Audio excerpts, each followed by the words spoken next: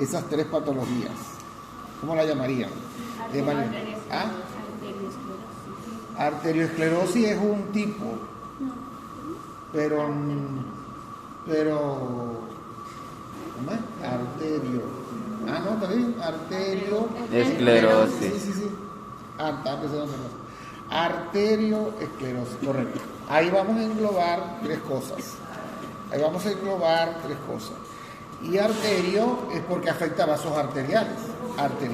No lo vamos a ver en vasos venosos, sino en vasos arteriales. Arterio. Y esclerosis, ¿por qué, mi estimada? Por la fibrosis, ¿verdad? Y el endurecimiento de esta pared. ¿Qué metemos ahí? En esa arterioesclerosis, como dijo la amiga muy bien. Una de las tres cosas que vamos a hablar. ¿Qué metemos? Ateroesclerosis, o la formación de placas ateromatosas, ¿verdad? Ricas en colesterol, sobre todo colesterol LDL, ¿verdad? A nivel de los vasos sanguíneos, ¿verdad? De mediano y de gran calibre. Segundo.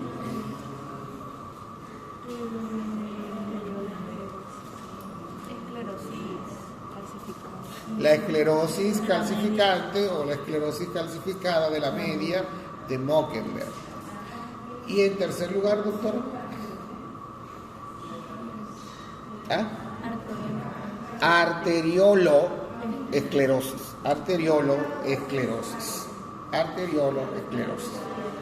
Fíjense que la ateroesclerosis, fíjense cómo la vamos a ver en arterias de mediano y de gran calibre, como esta que es la aorta.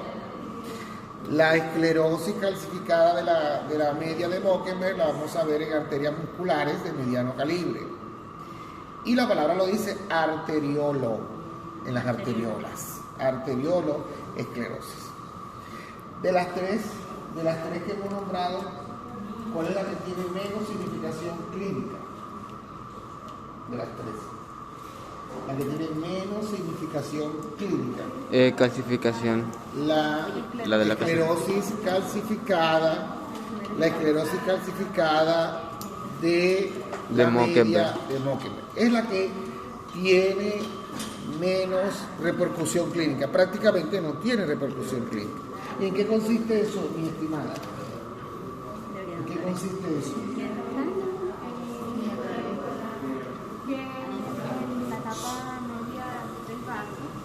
¿Pero qué vaso? ¿Qué vaso? Ajá, ¿qué vaso arterial? ¿Qué tipo?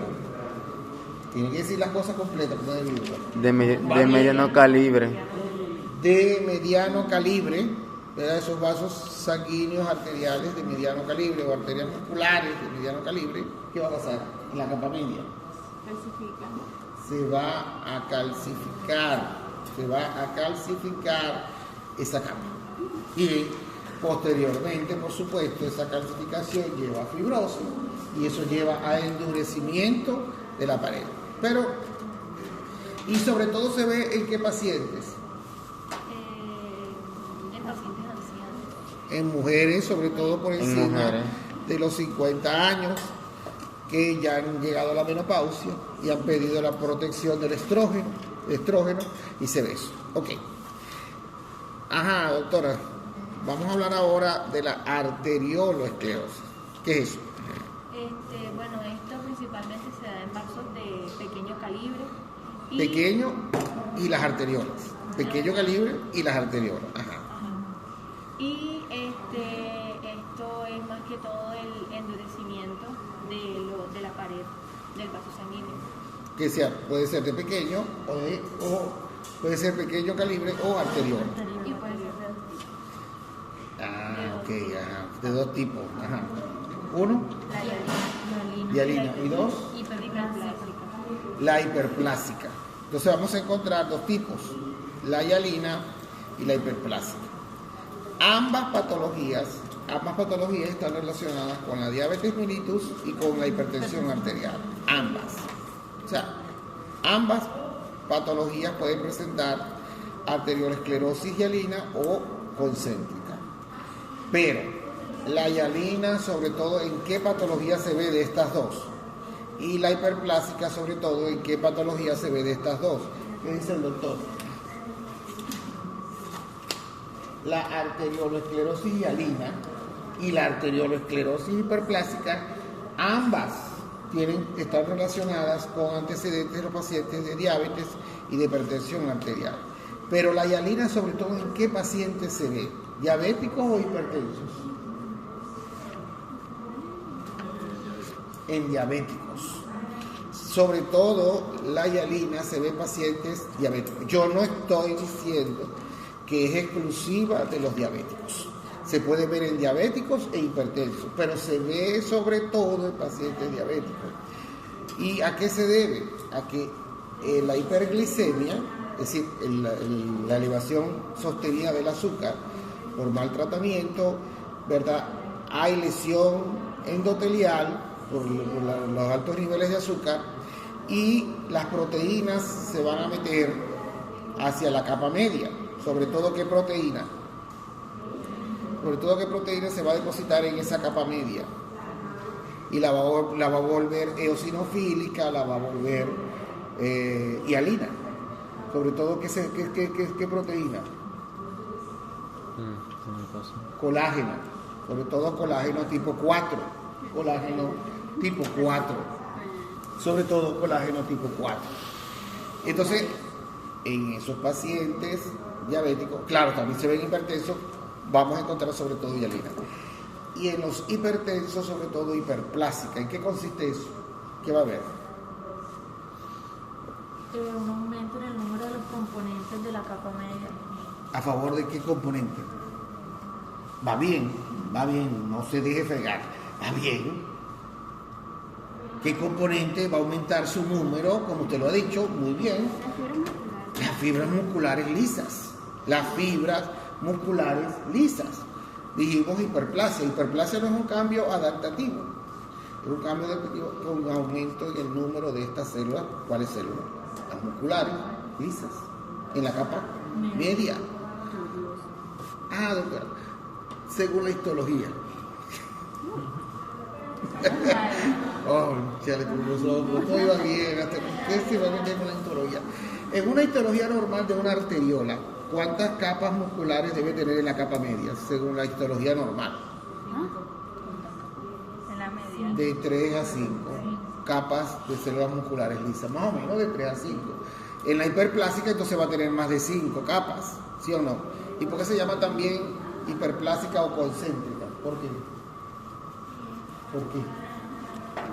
Se llama hiperplásica, ya sabemos por qué. Porque hay un aumento, ya lo dijo, en el número de estas células musculares. ¿Y por qué también se llama concéntrica? Concéntrica. Hiperplásica o concéntrica. ¿Se concentran? ¿Qué? Porque las células se disponen concéntricamente. Concéntricamente. Parece una cebolla. Porque se disponen de manera concéntrica. Ajá, doctor. Tanto la hialina, que es el depósito de este colágeno tipo 4 o proteínas a nivel de la capa media, y la concéntrica, que es el número de células musculares, ¿qué efecto tienen sobre la luz? Van a causar estenosis, disminución en el calibre de la luz de este vaso. ¿Y a qué va a llevar eso? ¿Cómo se va a manifestar eso en el paciente? Tiene que tener una manifestación. Hipertensión. Te voy a cortar la lengua.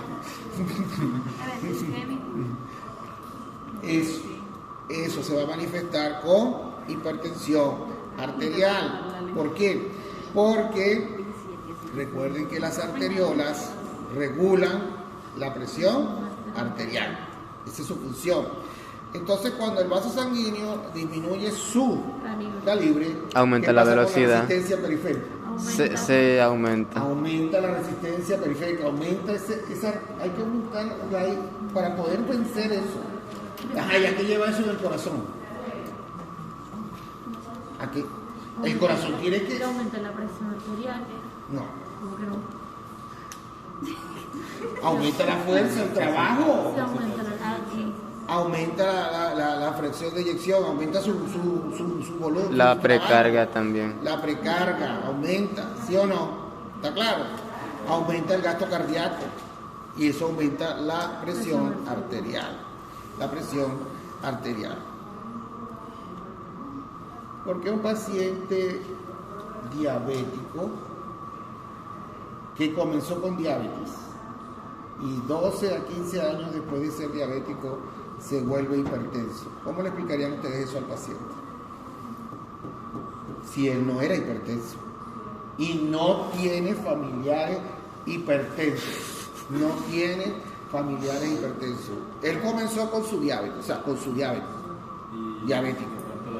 Y a los 12, bueno, por los hábitos se complicó. O sea, un paciente de mala conducta lo van a ver en su vida como médico, que no se toma tratamiento, se lo toma un día sí, un mes no, un mes sí, un mes no, porque este mes sí tiene para comprarlo, el otro mes no lo quiere, ¿sí o no? Vive comiendo caramelos, vive comiendo dulces, mala conducta lo llevamos a hacer, medicina. Ajá. Y 12 a 15 años, no, doctor, yo no pego una. Ahora soy hipertenso. ¿Por qué? ¿Por qué le van a explicar al paciente? ¿Por qué? ¿Qué pasó en ese paciente? No. ¿Qué pasó en ese paciente para volverse hipertenso? Que fue consecuencia de su diabetes. Hubo lesiones en los vasos. ¿Qué vaso? En las arterias. ¿Qué tipo de arteria? Va bien. Las arteriolas. A nivel de sus arteriolas, ¿qué le pasó? Hubo una arteriolosclerosis, lo más probable, y alida. ¿Sí o no? Y eso fue lo que le pasó. Claro, usted no le va a explicar con luz de todo el paciente porque no le va a entender nada. Pero usted sabe que científicamente eso fue lo que pasó. Ahora, el paciente comenzó hipertenso y luego la hipertensión con los años se empeoró, no mejoró, y ya no tiene que tomar 1, 2, sino hasta 3 medicamentos. ¿Qué le pasó? ¿Qué le pasó? Se lesionó tanto la capa endotelial de las arteriolas hasta el punto de Entonces, ¿que tuvo una hiperplasia qué? Una arteriosis hiperplásica. Hiperplásica. Eso explica por qué se empeoró la hipertensión arterial. ¿Están entendiendo? O sea, les estoy dando el sentido de las cosas. O sea, ¿por qué tienen que saberlo? Porque no es que usted como médico, o sea, la aterosclerosis y alina, que se endurece, porque se puede depositar proteína, no, ¿por qué? ¿Y qué implicación clínica tiene? O sea, que le vean la clínica. Porque esta mujer no les gusta. Y es normal que no les guste. Esta verga no es tan bonita como ser pediatra, como ser obstetra, como ser cirujano, ¿sí o no? Porque vemos tan poquitos patólogos. ¿Por qué será? No les gusta la patología. Y lógico. Entonces, ¿qué trato yo de que se enamore de la patología? Dándole a la clínica, porque la clínica sí les gusta. Eso sí les gusta. ¿Está claro? ¿Vamos o no vamos? Bien, doctor. Entonces vamos a hablar del tercer grupo y es esto. ¿Cómo se llama eso?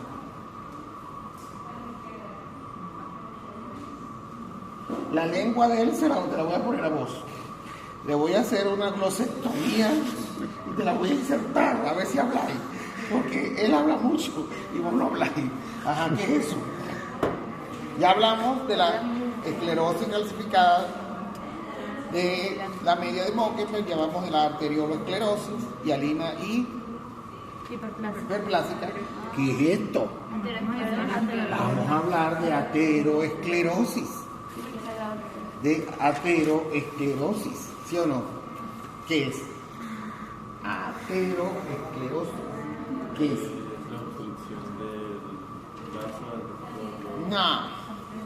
No. Ay, papá, estáis desubicados en tiempo, espacio y lugar. Yo te voy a ubicar, mira, sabes que estás en la Universidad Libre, estás a esta hora en el anfiteatro, perteneces al 5º semestre, al grupo B2. B2, está con el profesor el odioso, el gordodioso ese que te tocó, ¿verdad? Y te está ubicando, porque está perdido en tiempo, espacio y lugar. Va mal. Ajá. ¿Qué es eso? ¿Qué es ateroesclerosis? La formación de placas de colesterol. Muy bien. ¿Qué otro nombre recibe esa placa de colesterol? Ateroma. Ateroma. todas estas cositas que ustedes ven amarillas, todas estas cositas que ustedes ven amarillas son ateromas o placas ateromatosas o placas de colesterol. Muy bien. ¿Y por qué se ve amarillo? Porque los lípidos, las grasas se ven amarillos. ¿Está claro? Se ven amarillos. Ajá, vamos a ayudarte. ¿Eso comenzó con una placa o cómo comenzó eso? ¿Eso nació como una placa? ¿Qué fue? ¿Cuál es el evento? ¿Cuál es el evento que actualmente se acepta? Actualmente se acepta, la teoría que se acepta más en la formación de una placa ateromatosa. ¿Cuál es? Ajá, pero antes de eso, ¿cuál es el evento? Eso está bien, va bien. Ajá, pero ¿cuál es el evento? Porque tiene que haber un evento inicial. No lo dieron. No se lo dieron. Profe, si no estoy mal, o sea, no sé. Ajá. Habla, si se debe a que todos nacemos como con una estría de grasa, No, ¿no? eso era otro, pero ya eso no se acepta. Las concentraciones de colesterol pueden ser. Eso predispone, pero no es el evento inicial. Tiene que haber un evento inicial. No. Vamos a ver qué dice el doctor. Profe, eso se debe más, o sea, si no estoy mal, a la pérdida de elasticidad al mismo tiempo de las arterias que pueden permitir el daño y puedan aplicarse ahí las Pero placas. me gusta más lo del daño. ¿Daño qué? Daño ¿Daño dónde? daño endotelial. Eso, Endotelial. eso. Esto comienza con un daño endotelial. Esto comienza con un daño endotelial. Es decir, hay una fisura, hay una ruptura, hay una pequeña fisura, ruptura, daño endotelial, que eso va a llamar a inflamación crónica. Es decir, actualmente se acepta que es daño endotelial crónico. ¿Qué? Ok, se hace una pequeña fisura y ¿qué se mete ahí? ¿Qué se empieza a meter ahí? A través de esa pequeña fisura, ¿qué empieza a meterse? Microfisura, ¿qué empieza a meterse? El colesterol, el LDL, sobre todo, lo que la gente llama vulgarmente el colesterol malo. ¿Qué? Empieza a meterse el colesterol. ¿Y qué célula lo acompaña? ¿Los? No, creo que le dijo mal, dije células plasmáticas. Sí, ¿qué más? Adipocitos. No, ¿qué célula? Es un proceso inflamatorio crónico. Macrófagos. Macrófagos, linfocitos, ¿sí o no? Macrófagos, es un proceso inflamatorio crónico. Entonces, junto con el colesterol, ¿cuál colesterol? LDL, van los macrófagos, los linfocitos, plasmocitos. ¿Qué hacen los macrófagos, doctor?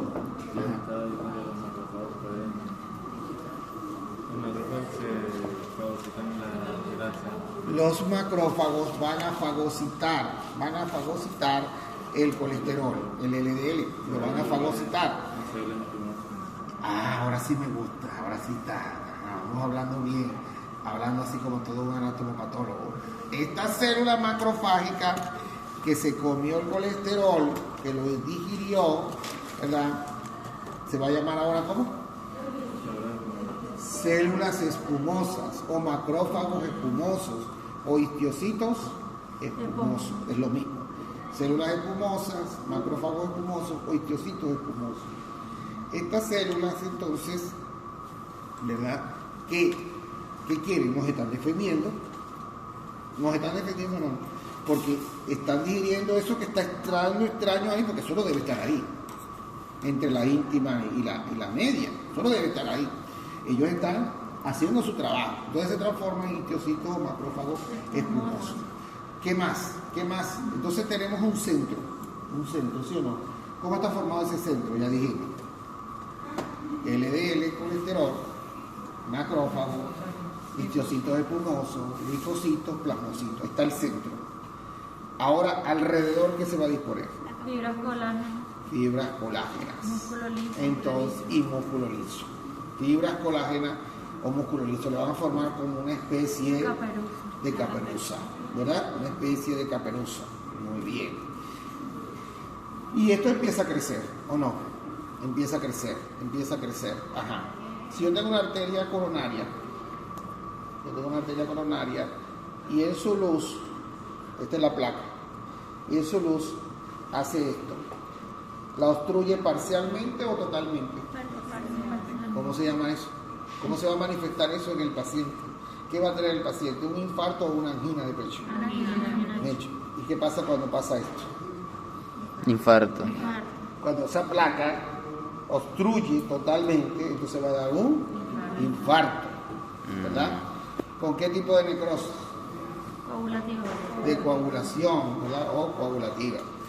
Entonces, una de las complicaciones que tiene esto es el infarto, una angina de pecho. Ajá. Bueno, son 1, 2, 3, 4, 5, 6, 7, 8.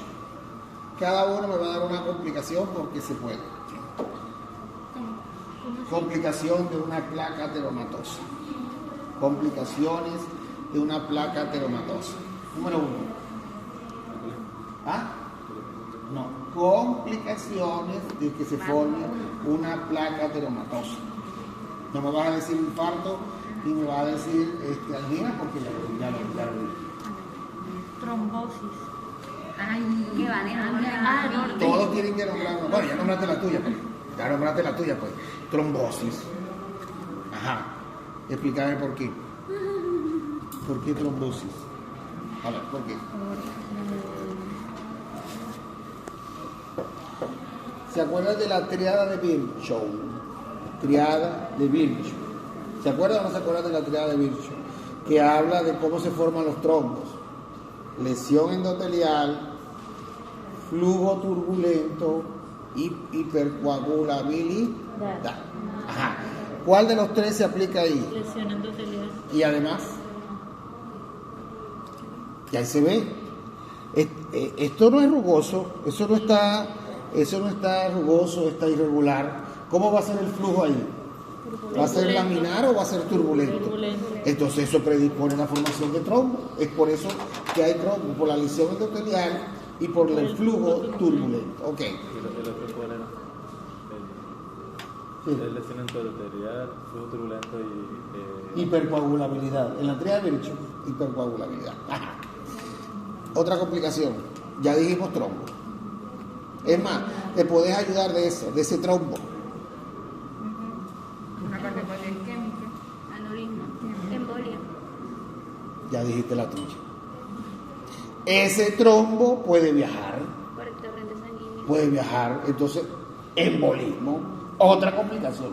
Ajá. Otra. Hipertensión, ¿tú eres de aquí? No. Otra. Y aquí se ve. Aquí se ve. Se ve liso, se ve roto. Entonces otra complicación es hemorragia. Hemorragia por ruptura de la placa. Hemorragia por ruptura de la placa. Esa es otra complicación. Otra, doctora. Aneurisma. La formación. Lo llevaba diciendo La hace rato. formación de aneurismas. ¿Por qué? Porque va a haber un debilitamiento de la pared, ¿o no? Sí. Y eso va a predisponer a la formación de una cavidad nueva. Ajá. ¿Qué otra complicación, doctora, aquí? De esto? Infarto, aneurisma. Ya lo dijimos, infarto de angina, ya lo dije.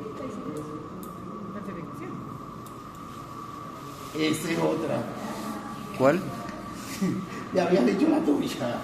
Esa es otra. Calcificación. Que eso se calcifique. Esa es otra complicación. Que eso se calcifique. Ajá, para que te salve. Esa calcificación en este tejido que está lesionado, ¿cómo se va a llamar? ¿Distrófica o metastásica? ¿Cómo se va a llamar esa calcificación? Muy bien. Pensé que no me lo ibas a contestar. Distrófica, porque ese tejido está lesionado. ¿Sí o no? Entonces, esa es otra complicación. Muy bien. Entonces, fíjense, todo lo que ha pasado por eso. Profesor, por eso, miren todo lo que hemos dicho. La pregunta de la Locha es, después que hay la lesión, ¿cómo empieza a formarse esa placa? ¿Qué es lo primero que se forma? Después de la lesión endotelial. La inflamación. Ok, inflamación, ya eso ya lo dijimos, pero ¿qué es lo que se forma? ¿Cuál es el primer paso para formar la placa? No. ¿Cuál es el primer paso? Puntos de grasa, puntos diminutos de grasa. Empiezan a formarse, a depositarse puntos diminutos de grasa. Luego estos puntos se confluyen y ahora sí se forma su bendita estría de grasa. Pero no comienza como una estría de grasa, comienza con diminutos ¿qué? Diminutos puntos de grasa que luego confluyen y forman ahora sí su bendita estría de grasa. ¿Y la estría qué pasa? ¿Qué pasa? La placa. Empiezan a confluir y forman la placa. Estría. Con todas las características que ustedes han dicho muy bien, el centro y la caperuza. Muy bien, lo has dicho, excelente. Bien. Ah.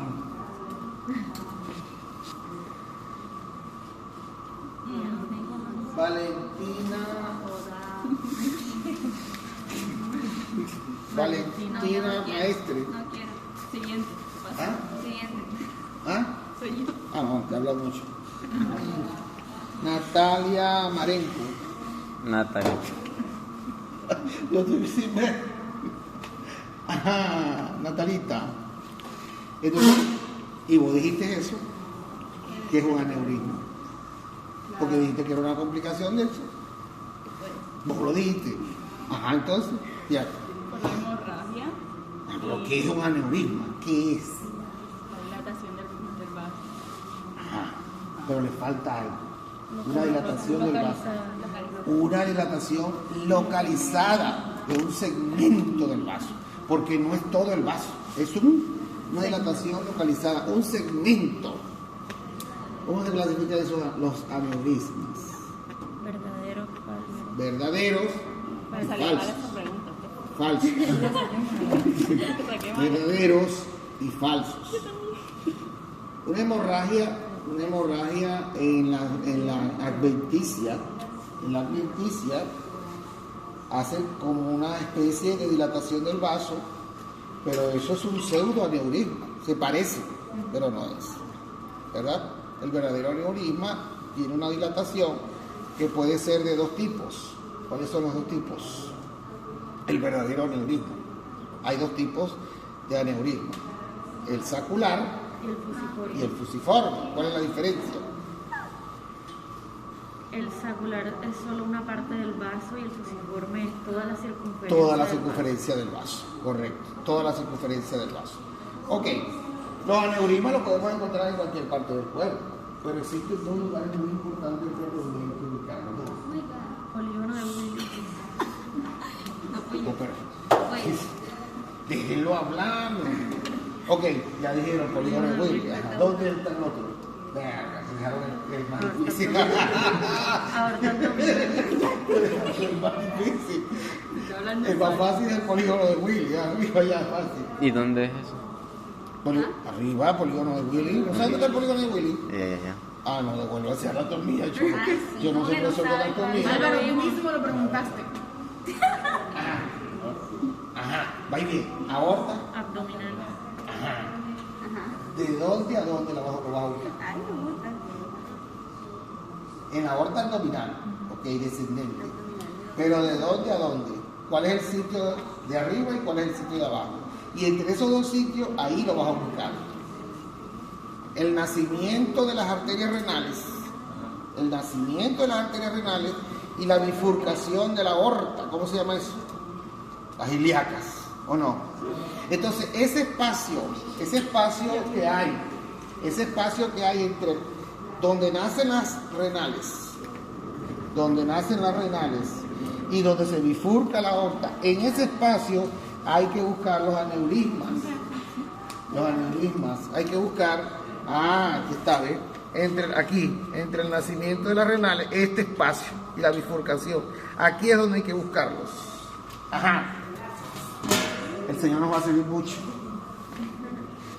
Aquí se nos va para más fácil un aneurisma abdominal. tiene una ventaja sin embargo, con esto no puede tener muchos días de hambre, porque hay bastante tejido adiposo ahí que va a compensar. Ese se va a morir rápido porque no hay mucho tejido adiposo. Así que vean la ventaja. Y aquí hay mucha plata invertida.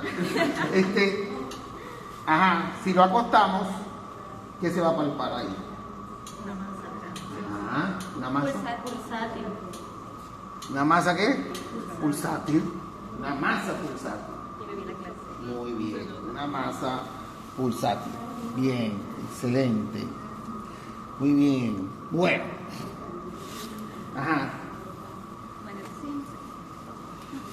Vean ahora este señor que está acá. Un corazón. ¿Cuánto debe medir esta pared izquierda? 1.5. Más o menos 1.5. ¿Y la derecha? ¿Y la derecha? 0,5. 0.5, ¿verdad? Aproximadamente. Esta pared mide 2 centímetros. ¿Qué le pasó? Se hipertrofió. Muy bien. Entonces estamos hablando de una hipertrofia ventricular izquierda. Si hacemos un corte así concéntrico, vean lo que pasa. Vean cómo se ve. Vean cómo se ve. ¿Lo ven? Vean un engrosamiento de la pared ventricular. La causa más común de esto es... ¿Cuál es la causa más común por la cual este paciente le pasó eso? La más común. Hay varias, pero ¿cuál es la más común? La que lo llevó a eso. La hipertensión arterial sistémica. La hipertensión arterial sistémica. Hay otras causas, valvulopatía. La más común es esa. Sí, lo más probable es que este paciente haya sido en vida hipertenso. Y la sobrecarga de la presión, ¿verdad?, hace que el ventrículo aumente su fuerza y como no tiene que hipertrofiarse. ¿Qué le pasa a esas células? Tienden a agrandarse, no aumentar el número, sino aumentar el tamaño. Así es que, doctor, así que tiene que ver así. Bien. Y es el único en el grupo, varón. Oye, bienaventurado, chamo, tenés un harén para tu sol. No da. ¿Te tratan bien? Me le dan besitos, me le dan apache, apachuchi y todo eso. ¿Ah? Pero si son todas de él. Si son todas de él. Bueno, echando broma. Echando broma. Se ríe, el hombre se ve serio. Uy, Dios mío, ¿qué voy a hacer con todas? No puedo. Ok. Bueno, bien. Muy bien. Entonces, este paciente, por la sobrecarga en la presión sistémica, el ventrículo tiene que aumentar la fuerza para poder vencer la resistencia periférica y todo lo demás, y por eso pasa eso. Pero eso va a llegar a un momento en que fleja. ¿Cómo se llama eso? En que ya el ventrículo no puede más con esa carga. ¿Cómo se llamará en este momento? Cuando ya él no puede, y es complicación ya de esto, de la hipertensión y de la hipertrofia ventricular. ¿Se vuelve qué? Insuficiente. Entonces hay una insuficiencia cardíaca. Izquierda. Porque también hay insuficiencia cardíaca derecha.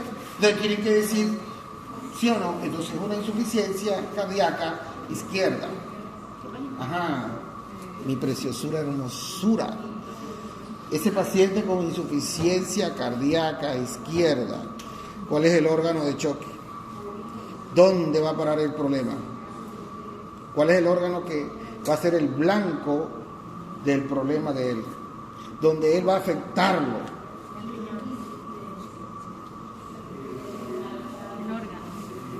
Los órganos.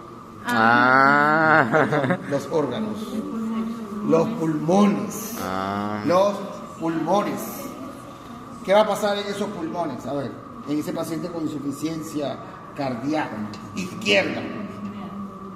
Va a llevar a disnea. ¿Y por qué? Pero bueno, ¿qué pasa en los pulmones? ¿Qué se acumula? ¿Qué se acumula? Tiene que haber oxígeno, porque ese es pulmón. La falta de oxígeno. ¿Qué se acumula? En los espacios alveolares. Se acumula sangre y esto ¿Y qué permite más? un mal ¿Sangre, qué retorno más? venoso. ¿Qué más? Líquido, líquido, líquido. Toda la sangre por las venas pulmonares, ¿sí o no? Por las venas pulmonares no pueden drenarse a la aurícula izquierda, y la aurícula izquierda no puede vaciarse totalmente porque este ventrículo está insuficiente, no bombea la suficiente, entonces queda sangre en el ventrículo, ¿sí o no? Queda sangre y la aurícula no se puede vaciar, entonces empieza a haber un retorno, un reflujo, un retrógrado, y entonces empieza a acumularse líquido en los pulmones. ¿Y eso por qué da disnea? Porque hay una interferencia en el ¿qué? En el intercambio gaseoso. El espacio alveolar está lleno de líquido, y no permite que... ¿Y este paciente ahora qué diagnóstico tiene? Edema de pulmón, edema de pulmón, y eso es lo que mata al paciente, el edema de pulmón. Se muere ahogado en sus propios líquidos corporales, sangre, como dijo también el doctor, se muere ahogado porque el líquido no permite el intercambio gaseoso. Muy bien. Ahora, vamos al derecho. Hipertrofia del ventrículo derecho. ¿Cuál es la causa? ¿Cuál es lo más común? Es otra hipertensión. Ayudarnos. Es otra hipertensión. Por eso yo decía, en el izquierdo, hipertensión arterial sistémica. Ahora, ¿qué hipertensión va a hacer que se engruese la pared del ventrículo derecho? La hipertensión arterial a nivel coronaria, pulmonar. El aumento de la presión arterial pulmonar. Por eso yo dije, izquierdo, hipertensión arterial sistémica. En cambio aquí es hipertensión arterial pulmonar. ¿Cuál es la causa más común de que haya aumento de la presión arterial pulmonar? ¿Qué enfermedades del pulmón hacen eso? Bueno, si no se la dieron, pues yo se los doy, no hay problema. Las enfermedades broncopulmonares obstructivas crónicas, como el enfisema, como el asma bronquial, como la bronquitis crónica, como el EPOC, o sea, enfermedad pulmonar obstructiva crónicas, van a aumentar la presión arterial pulmonar, y eso va a llevar a esto, a que este ventrículo, ¿verdad?, se engruese. ¿Y cómo se llama todo esto? Quiero que me lo den el nombre. ¿Cómo se llama esto? Este conjunto de elementos donde el paciente tiene una enfermedad obstructiva pulmonar crónica que lo lleva a hipertensión arterial pulmonar y que lo lleva a engrosamiento de la pared del ventrículo derecho. ¿Qué enfermedad? ¿Cómo se llama todo esto? ¿Cómo lo podemos llamar? Yo los voy a ayudar.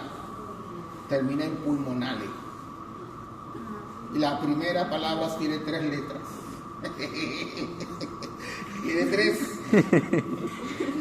Tiene 3 y termina en pulmonales. Incluye todo esto. C-O-R. Pulmonales. Nunca había escuchado eso. Tampoco. Todo esto. Ajá, pero ¿qué incluye eso? A ver. Una enfermedad pulmonar obstructiva, ¿sí o no? De base. ¿Qué va a llevar a eso? A un aumento de ¿qué? De la presión arterial a nivel de las arterias pulmonares. Y esto, por supuesto, va a afectar a la aurícula derecha, con lo que hemos explicado, y el retorno y la cosa, todo lo demás. Algo parecido a lo que pasaba en el izquierdo. Y todo esto va a hacer que el ventrículo se engruese el derecho. Y eso se va a llamar cor pulmonale. Cor pulmonale. ¿Han aprendido o no han aprendido algo? Ajá. ¿Cuántas capas histológicas tiene ese señor? Capas histológicas tiene ese señor. Es un corazón, por cierto, mire, es un corazón. Ajá. ¿Cuántas capas histológicas tiene ese señor? 4, 5, 6, 7, 8. ¿Cuántas? 3. Tiene 3. El endocardio, el miocardio y el pericardio. Entonces, mi estimada amiga, vamos a hablar de la patología inflamatoria de cada una de estas capas. Vamos a comenzar con el endocardio. ¿Cómo se llama eso? Esa patología. Endocarditis. Endocarditis, es decir, aquí adentro, ¿sí o no? En la capa interna. Esa endocarditis, de manera general, que gérmenes la producen de manera general. ¿Qué tipo de gérmenes en general producen endocarditis? Te voy a dar las opciones: bacterianas, virales, micóticas o parasitarias. Muy bien. La mayoría de las endocarditis van a ser bacterianas, van a ser infecciosas. Muy bien. Entonces, doctora, hay una afectación del endocardio, pero sobre todo se afectan las válvulas cardíacas. Las válvulas. ¿Se acuerdan o no? La tricúspide y la mitral, la aórtica y la Pulmonar. Ok. ¿Qué va a haber? ¿Qué se forma en esas valvas de esas estructuras? ¿Qué se forma? ¿Qué es característico de la endocarditis? Vegetaciones se van a formar en esas valvas, en esas válvulas se van a formar vegetaciones, estructuras verrugosas. ¿Qué va a haber en esa vegetación ahí, doctora Hanna? Residuos y organismos traumáticos. Es decir, va a haber bacterias, fibrina, ¿sí o no? Linfocitos, neutrófilos. Ok.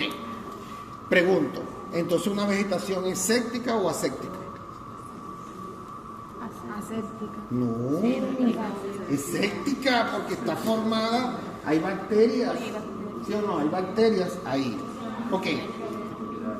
Ajá, doctora. Esas vegetaciones, esas verruguitas en las valvas, van a afectar la función de la válvula. La válvula no se va a poder abrir totalmente. ¿Cómo se llama eso? Cuando la válvula no se puede abrir totalmente. ¿Cómo se llama? Tiene un nombre. ¿Ah? Cuando no se abre totalmente. Estenosis. Y cuando no se cierra totalmente, ¿cómo se llama? Insuficiencia valvular. ¿Por qué? Porque estas estructuras van a producir una inflamación de la válvula. Pueden producir hemorragia, se puede ulcerar. Entonces la válvula no se puede cerrar totalmente. ¿Cómo se llama eso? Insuficiencia, se vuelve insuficiente. O no se abre totalmente. Entonces se hace estenótica. ¿Sí o no? Entonces, eso son complicaciones de la endocarditis. Una válvula que se hace estenótica o que se hace insuficiente. No te vayas, que te voy a preguntar. ¿Qué otra complicación pueden tener estas vegetaciones? Ya lo dije, que se rompan, hemorragia, úlceras. Pero hay una complicación muy temida de las vegetaciones. Y es que se rompan y asmen. ¿Sí o no? Que esa vegetación se rompe y ya. Entonces, ¿cómo se llama eso? Embolia. ¿Sí o no?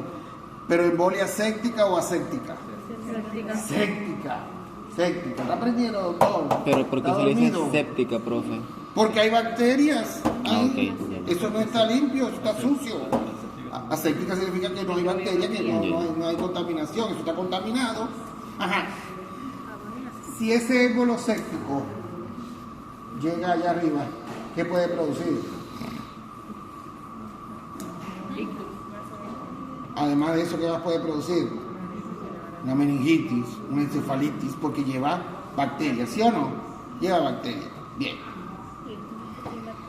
¿Cuál es la manifestación clínica por excelencia de un paciente con endocarditis? ¿Cómo se manifiesta? ¿Cuál es la manifestación? ¿Por qué consulta ese paciente? No me va a decir dolor cardíaco. No. Angina de pecho no es. No les hablaron de síndrome febril prolongado o fiebre de origen desconocido. Fiebre por más de 3 semanas sin causar conocido. Oiga, ¿cómo? Fiebre por más de 3 semanas sin causar conocido. Ya no sé qué. ¿Por qué se llama síndrome febril prolongado? Porque la fiebre dura aquí. Más de 3 semanas. ¿Y por qué se llama de origen desconocido? Porque no se conoce la causa. Y ese paciente le han hecho de todo, le han hecho hemocultivo, examen de orina, rayos X de tórax, todos los estudios habidos y por haber y no sale nada. ¿Están escuchando? Llega un momento en que el paciente, bueno, ¿qué es la verga? ¿Qué es lo que tengo? Tengo ya 3 semanas con fiebre, doctor, entonces me han hecho de todo, mire, me tienen como un colador, me han hecho de todo, hasta examen de espermocultivo. ¿Sí o no? Me tuve que masturbar y hasta esa vaina me la cultivaron. Y no, ¿cuál es el diagnóstico? Porque se les olvida la endocarditis. En este momento, que ya tienen 3 semanas ese paciente, que no hay, y ya uno no haya que hacer, que hay que pedirle, que nos va a salvar la patria. ¿Qué estudio hay que pedirle a ese paciente? Lo voy a ayudar.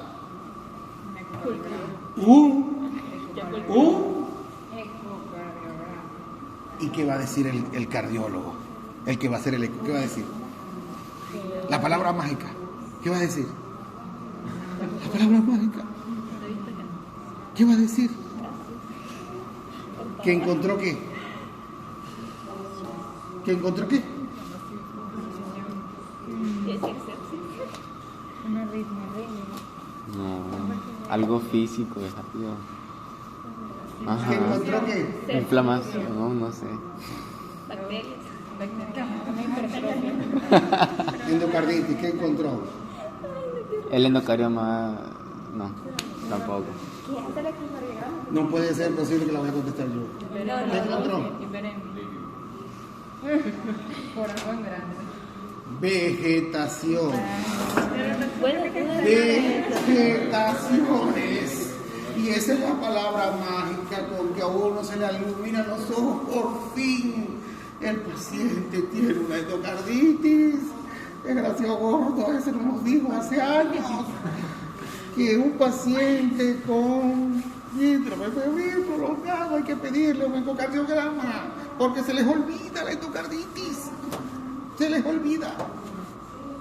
Y qué facilito. Él dice, hay vegetaciones a nivel de las válvulas. Endocarditis. Ahí está la causa. ¿Ven o no ven?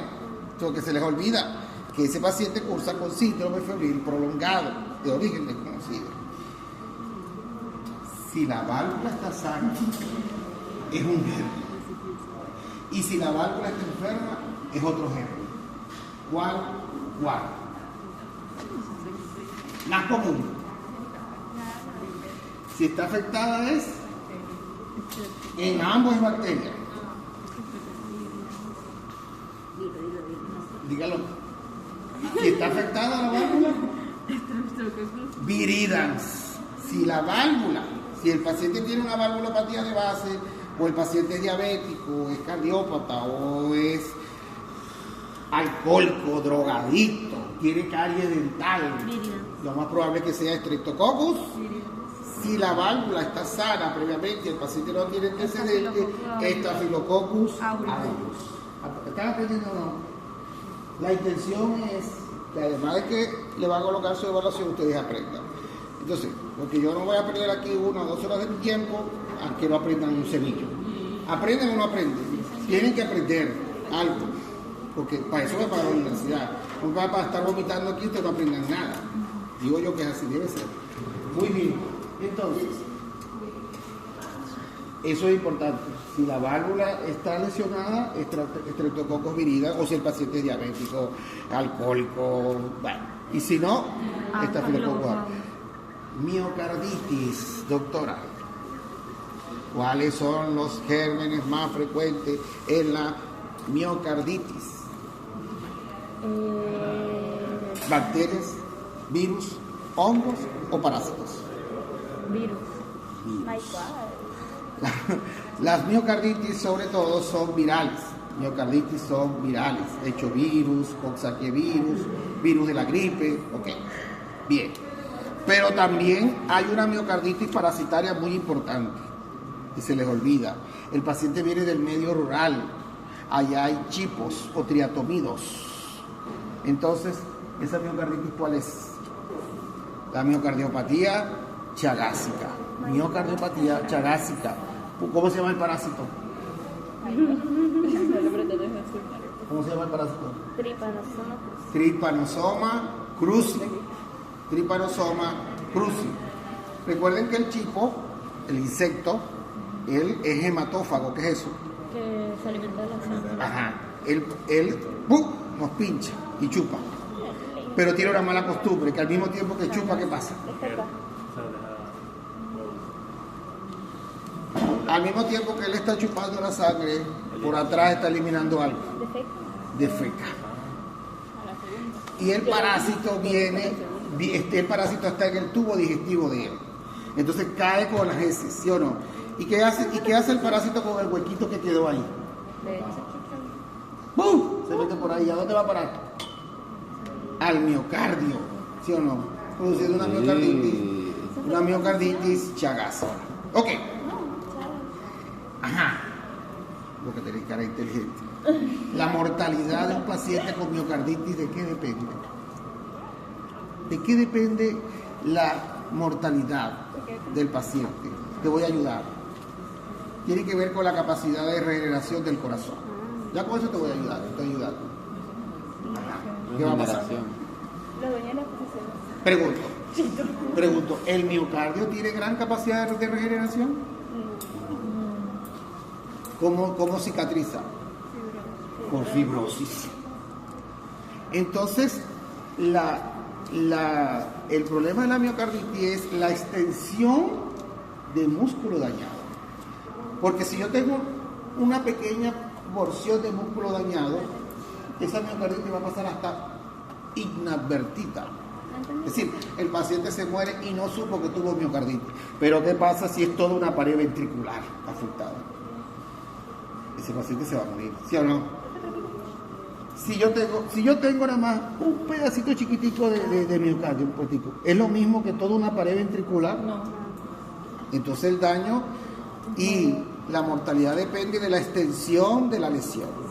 Mientras más extensión sea la lesión del miocardio, más grave es para el paciente. Por eso, porque el corazón se recupera es por fibrosis. ¿Sí o no? Esa pared se recupera es por fibrosis. De eso depende la mortalidad. Ahora, si es un punto chiquitico, si es algo pequeño,